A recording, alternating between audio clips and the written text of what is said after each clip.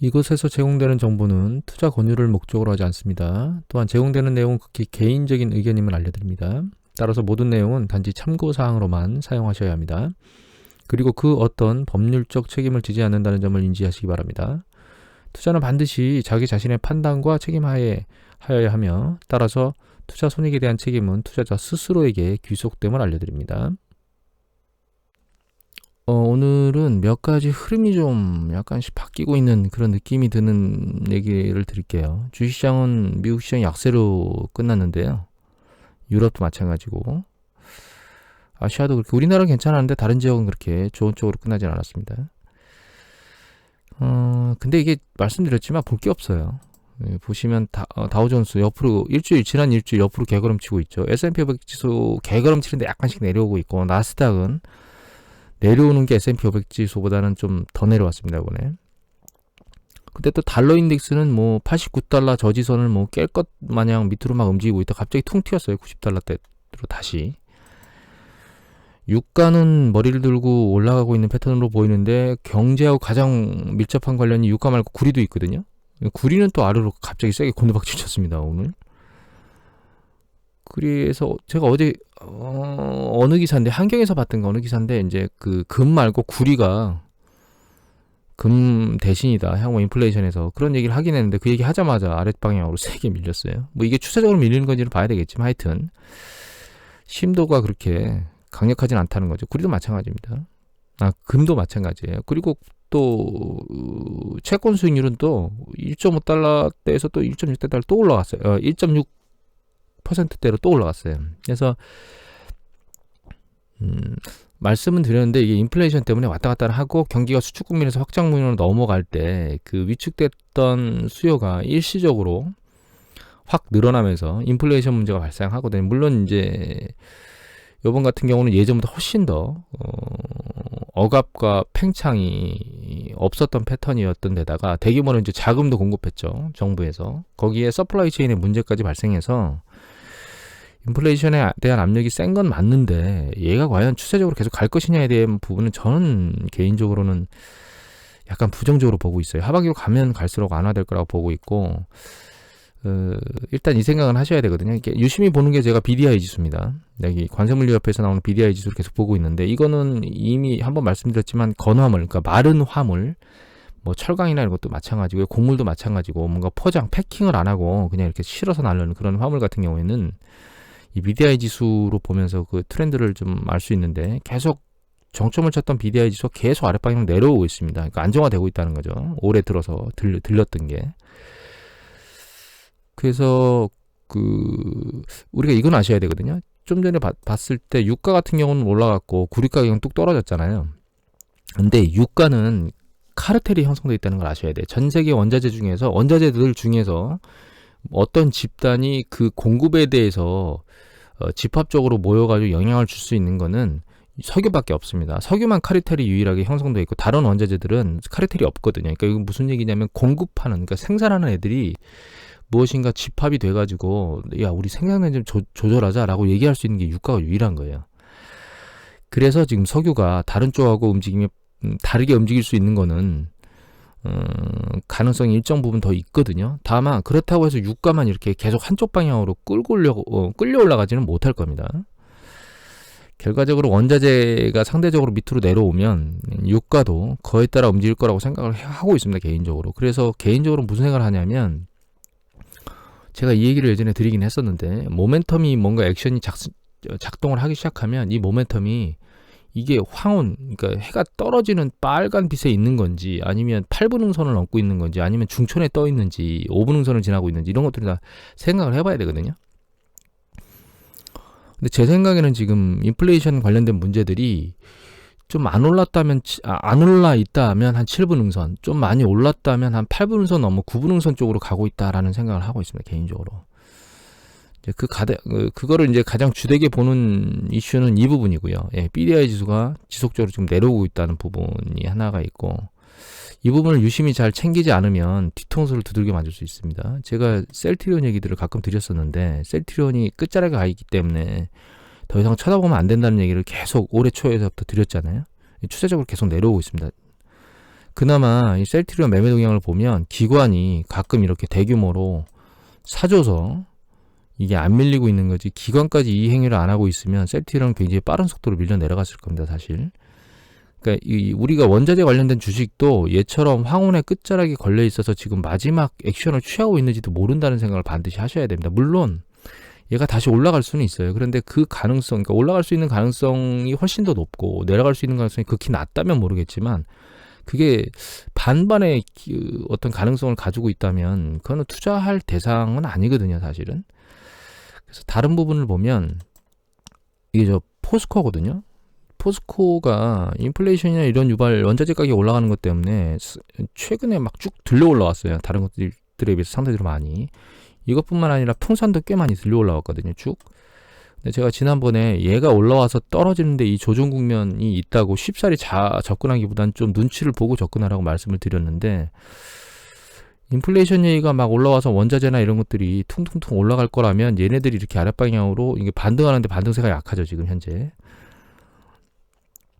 이거는 포스코도 마찬가지입니다. 아예 포스코는 반등할 느낌이 안 보이고 밑으로 좀 그냥 흘러내려가는 느낌이고요. 그나마 풍선은 약간 들렸다가 다시 느낌이 있는데, 이게 방향성을 제가 지금 어느 쪽이다 정확히 예측하기는, 그러니까 확신을 드리기는 어려운데, 다만 추세적으로 놓고 보면 외국인은 계속 물량을 줄이고 있죠.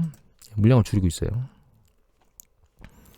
그리고 이미 말씀드렸지만, 만약에 그 현재 인플레이션에서 원자재 가격이 막 올라간다고 얘기하는 그런 것들이 말씀드렸던 끝자락에 있다면, 예를 들면 7분 응선 넘어 8부, 9분 응선까지 만약에 갔다면, 이 주식들, 포스코나 혹은 풍산 같은 주식들은 위쪽으로 튄다 하더라도 이 고점을 가는 게 다할 거다. 그러니까 박스권으로 옆으로 흐르거나 좀 더 흘러내려가거나 이렇게 액션을 취할 수 있기 때문에, 결과적으로는 이런 쪽 주식을 접근하실 때 약간 조심해야 된다라는 얘기를 드리고 싶어요. 이게 어떻게 될 것이다 최종적으로 말씀 못 드리겠는데, 일단 지금 좀 조심해야 되는 상황에 와 있다라고 하는 부분들은 한번 감안을 해보셔야 될 것 같아요.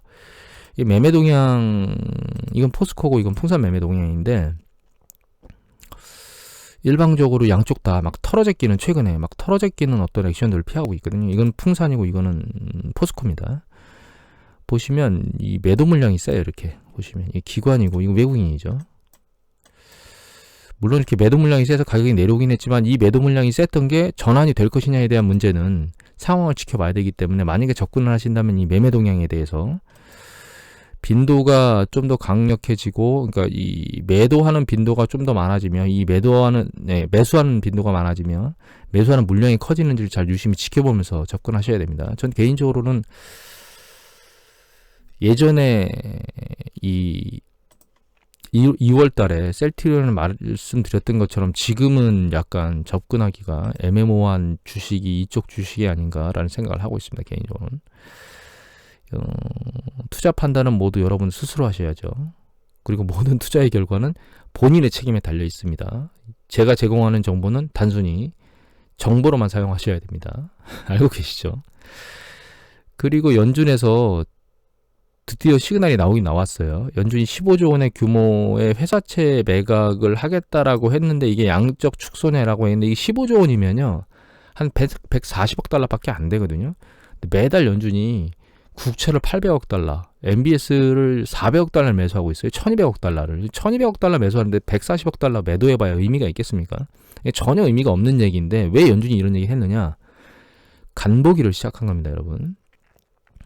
시장에 영향력은 상당히 제한적이면서 무엇이가 간보기를 던져놓고 주식시장이 상대적으로 어떻게 움직이는지를 지켜보는 행위를 한다고 생각하셔야 됩니다. 이게 테이퍼링이 작동했다고 보시는 게 아니고요. 그렇게 보시면 안 되고, 연준이 간보기를 한번 던져놨는데 요 던져놓은 걸 보고 시장이 굉장히 세게 움직이면 그 다음 행보를 하는데 시간이 걸릴 것이며, 그렇지 않고 얘가 그냥 스르르 눈독도 녹아버리면 다음번 행보를 할 가능성이 높아집니다. 그걸 이해하시면 됩니다. 그리고 다음번 행보는 여기 그 연준에서 현재 매입하고 있는 국채하고 그 다음에 MBS 그 채권의 매집 규모를 줄이는 그런 형태로 접근하게 될 거예요.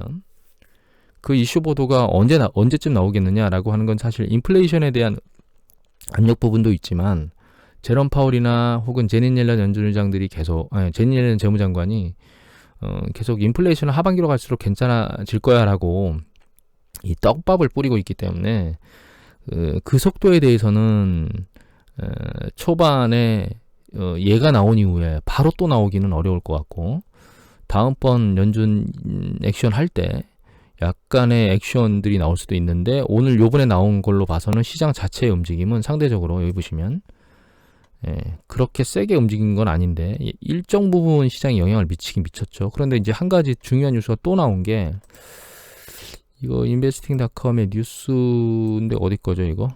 로이터 통신 겁니다. 오늘 새벽 3분 전이 아닐 거예요. 제가 아까 열었을 때가 3분 전이니까.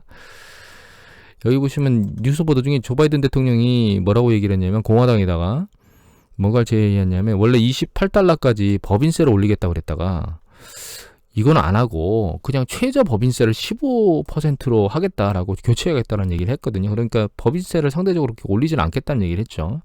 그럼에도 불구하고 이 주가의 움직임은 상대적으로 빈약하거든요. 그러니까 인플레이션 쪽이거나 테이퍼링 쪽이 조금 반응이 있었는데 그렇게 강도가 센 건 아닙니다. 여하튼 이거 오늘 하루짜리 같아요. 또 다음 주 가면 이거 다 잊어버리고 옆으로 개걸음치는 행위를 할 거라고 생각합니다. 전 개인적으로. 말씀드릴 게 없다라고 하는 게 핵심이에요. 말씀드릴 게 없습니다. 그 다음에 여기 보면 이제 민간 고용 세게 나왔어요. 오늘 발표가 나왔는데 계속 올라가고 있습니다. 그러니까 민간의 고용 부분이 점점 좋아지고 있다는 뜻입니다. 그 다음에 신규 실업상 청구 건수는 추세적으로 내려가고 있어요.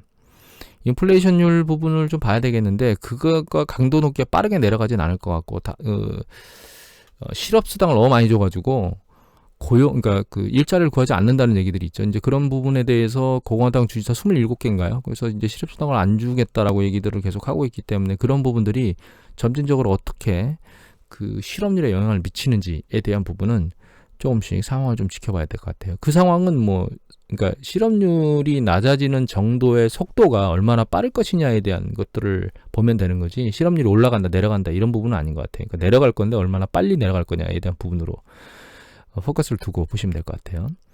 그리고 최근 트렌드가 약간 바뀐 주식이 있습니다. 그게 삼성전자하고 현대차입니다.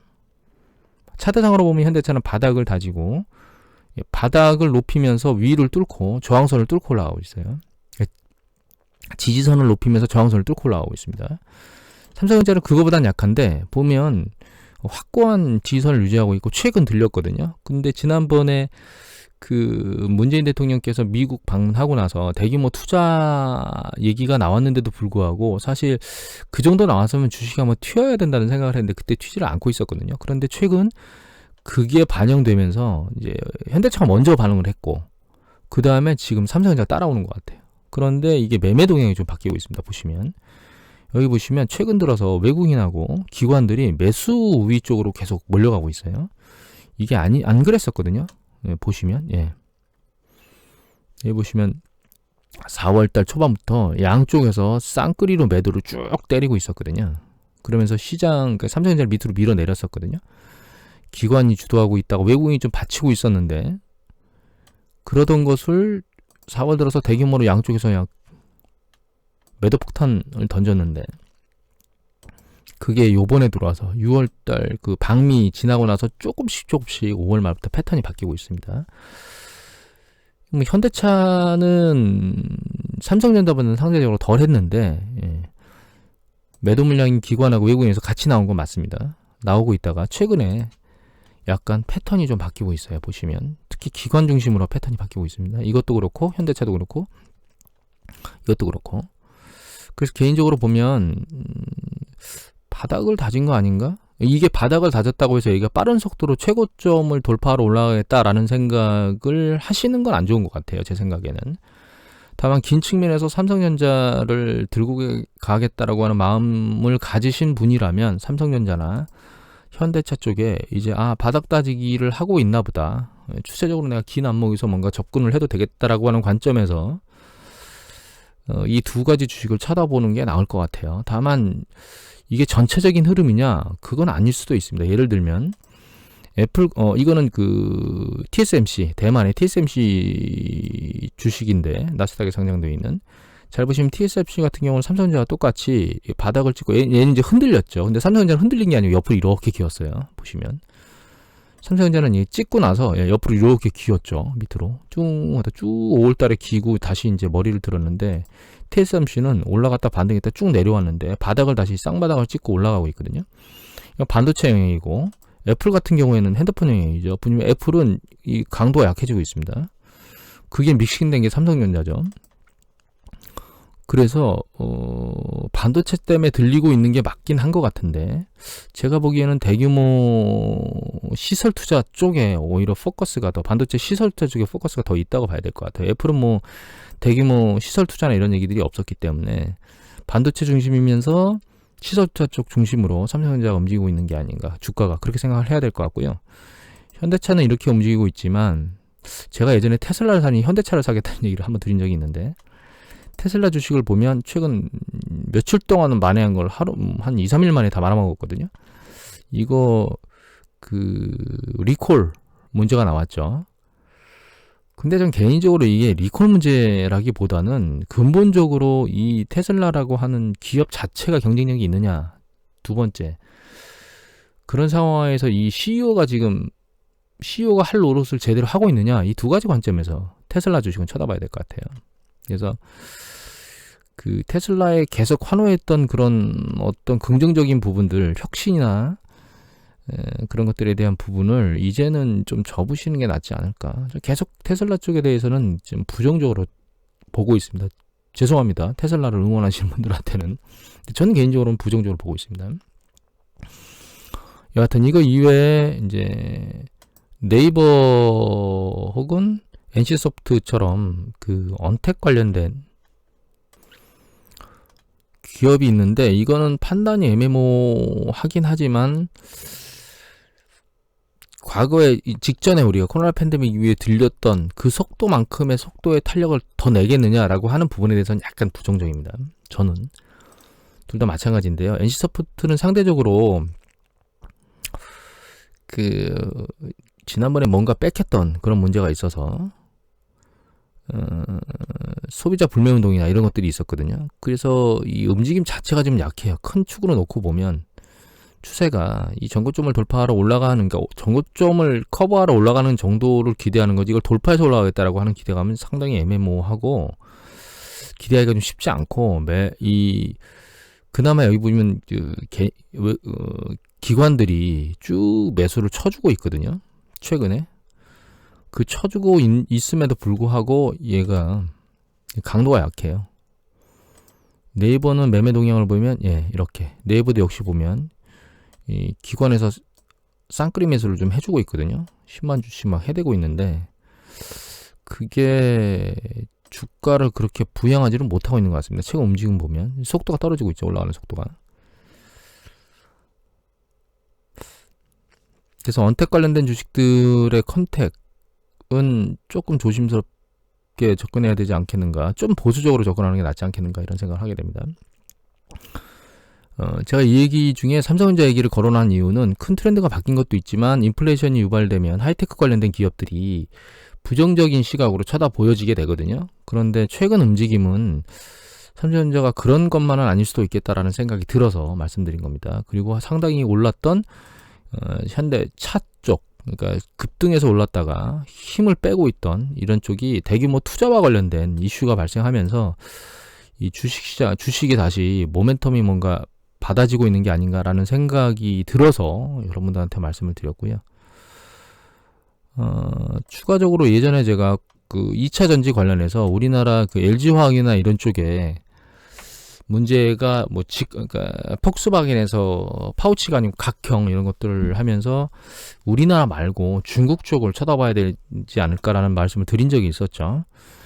최근 중국 쪽에 2차 전지 산업 쪽 ETF가 굉장히 빠른 속도로 올라가고 있습니다.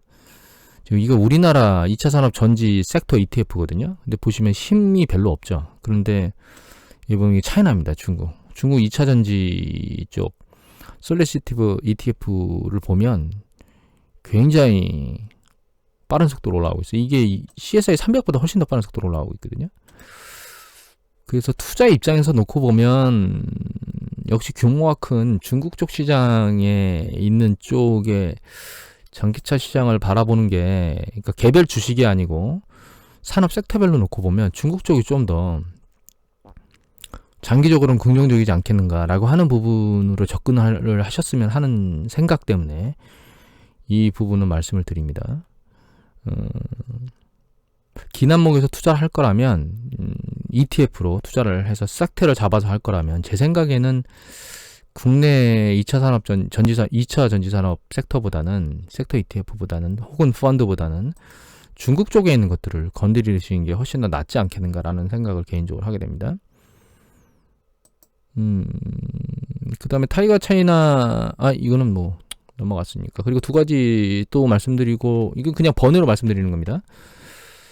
세계 주요 주가 상승률이 나왔거든요. 여기 보시면, 2006년 이후 최대 상승을 하긴 했는데, 주요국들이, 한국은 29위예요. 이게 원안이 연합뉴스에서 나왔거든요. 그래서 연합뉴스를 보면, 여기 연합뉴스가 어딨나요?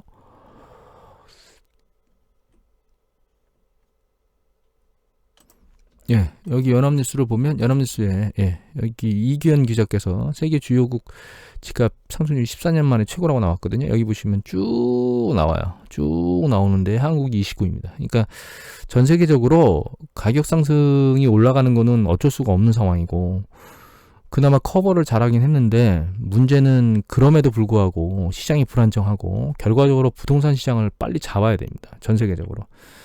그런데 목재 가격이나 이렇게 올라가고 부동산 가격이 막 올라가면서 난리를 치고 있잖아요.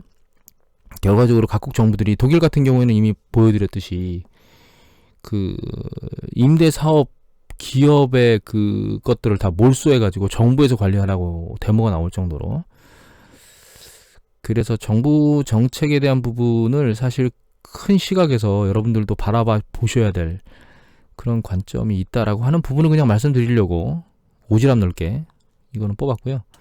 마지막으로는 도지코인입니다. 여기 보시면 4년 전에 도지코인을 산 중국 사람이 수십억 됐는데 거래소가 없어져가지고 도지코인을 팔 수가 없는 거예요. 그러니까 여러분들이 만약에 그 비트코인을 이거나 가상화폐를 거래를 하신다면 그 거래소 자체도 상당히 탄탄한 움직임에 있는 공신력이 있는 그런 쪽에서 거래를 하지 않으면 이게 1,700만 원이 34억이 됐는데 거래를 못 한다는 거죠. 거래소가 없어져가지고. 자기 계좌를 가지고 있던 거래소가 사라지니까 그냥 인터넷 속에만 살아있는 겁니다. 인터넷 속에만. 그래서 이걸 다른 거래소로 옮기지도 못해요. 이쪽 거래소에 뭔가 작업을 해줘야지 옮길 수 있겠죠. 그런데 거래소 자체가 사라졌기 때문에 안 됩니다. 그래서 가상화폐 쪽에 있으신 분들은 위험성이 여러 가지가 있기 때문에 예전에 제가 그 말씀 한번 드린 적이 있죠. 만약에 내가 여러분들이 어떤 가상화폐를 투자하고 싶다면 고점에서 한 80% 떨어졌을 때 내가 이 돈은 날릴 수 있겠다. 이 돈 날려도 돼라는 생각으로 가장 대표적인 가상화폐를 사서 오랫동안 묻어두는 행위를 하시는 게 그나마 여러분들한테 권고를 드린다면 드릴 수 있는 건데 사실 그것도 저는 권고 드리고 싶지 않습니다. 가상화폐 자체는 사실 투자 대상이 아닙니다. 오늘 이것을 마치도록 하겠습니다.